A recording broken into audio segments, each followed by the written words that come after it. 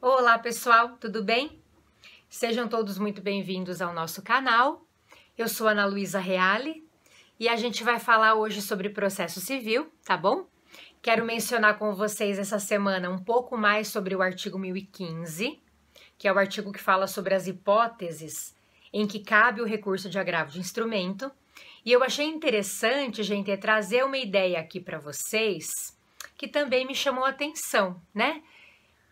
Então vamos lá. Na realidade, a gente sabe que o artigo 1015 elencou quais as interlocutórias recorríveis mediante o recurso de agravo de instrumento.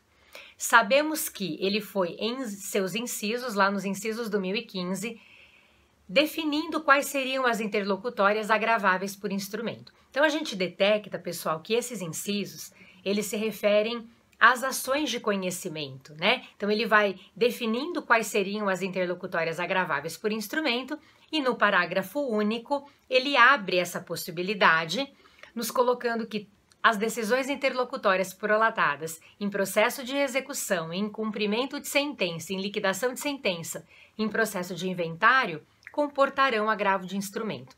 Então nos parece claro, interpretando o 1015 do CPC, que o legislador define algumas questões ou algumas decisões interlocutórias recorríveis via agravo em seus incisos relacionados às ações cognitivas e no tocante à execução, cumprimento, enfim, ele abre essa possibilidade, nos colocando que essas interlocutórias serão agraváveis por instrumento nos termos do artigo 1015, parágrafo único. Outro dia eu estava estudando, pessoal, e me deparei com um recurso especial, uma decisão prolatada no RESP, de número 1.700.305, tá bom? Prolatada em setembro de 2018, relatoria do ministro Herman Benjamin, segunda turma do STJ, onde ele coloca, pessoal, que não é toda interlocutória prolatada em execução, e aí ele se refere à execução, que comportaria o recurso de agravo de instrumento. Então ele coloca na decisão dele que, muito embora tenha havido um posicionamento do STJ em repetitivo, fazendo uma interpretação mais extensiva, né, do artigo 1015, sendo possível a parte manejar o agravo em algumas hipóteses, enfim, urgentes, né, fora das hipóteses estabelecidas pelo legislador, mas ele coloca que não é por causa disso, dessa interpretação do STJ extensiva que foi dada ao artigo 1015, que a gente vai fazer uma interpretação ampla desse dispositivo. Ele coloca aqui muito pelo contrário, que deve haver uma interpretação mais restritiva do 1015, né, que não seria toda interlocutória prolatada em execução, que comportaria o agravo de instrumento, e que se isso fosse possível, se a parte tivesse essa liberdade toda, isso poderia atentar à celeridade do processo, enfim. Bom, pessoal, me parece um tanto estranha essa orientação, essa decisão, porque eu não acho, na minha opinião, que a gente esteja fazendo uma interpretação extensiva do 1015 ao entendermos que as interlocutórias prolatadas em execução, cumprimento, liquidação e inventário seriam agraváveis. Me parece que é exatamente isso que o legislador está nos dizendo. Ele define nos incisos hipóteses recorríveis via agravo, decisões interlocutórias recorríveis via agravo de instrumento e amplia essa possibilidade, nos colocando que as interlocutórias prolatadas nesses processos em referência, execução, cumprimento, liquidação e inventário, já vão comportar o agravo de instrumento. Então, para mim, nós não estamos fazendo uma interpretação ampla, extensiva. Para mim, está bem no que o legislador nos coloca, tá bom? Vou citar, por outro lado, pessoal, um outro RESP, de número 1.736.285, uma decisão prolatada em maio de 2019, portanto, maio deste ano, ministra relatora Nancy Andrighi, terceira turma do STJ. E nessa decisão, ela já diz diferente, né? Que bom, achei muito bom.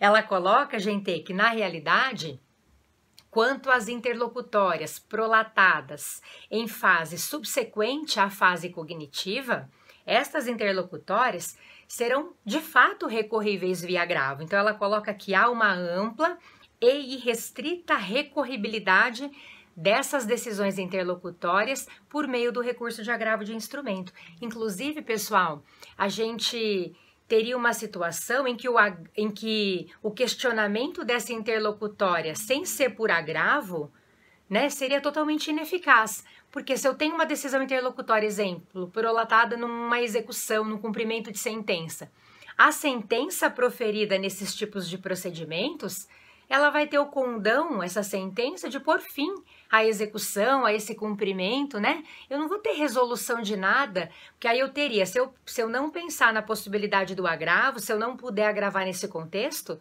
que eu vou ter que fazer?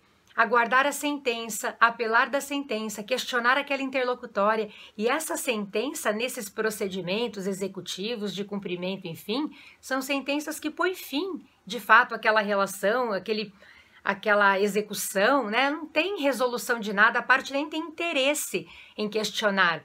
Então, o questionamento dessa interlocutória nesse contexto seria totalmente ineficaz, mesmo porque essas interlocutórias em execução, enfim, elas já atingem a esfera jurídica da parte contrária, exigem o questionamento de maneira imediata, né?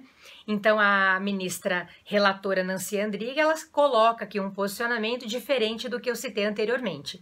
E aí, pessoal, até mesmo em razão da divergência que se verifica no próprio âmbito do STJ, a gente verificou também que a Corte Especial acabou se pronunciando com relação a isso, né? Numa decisão mais recente, de agosto de 2019, aqui também cito o recurso especial em que ela se pronunciou, a Corte Especial, RESP de número 1.803.925.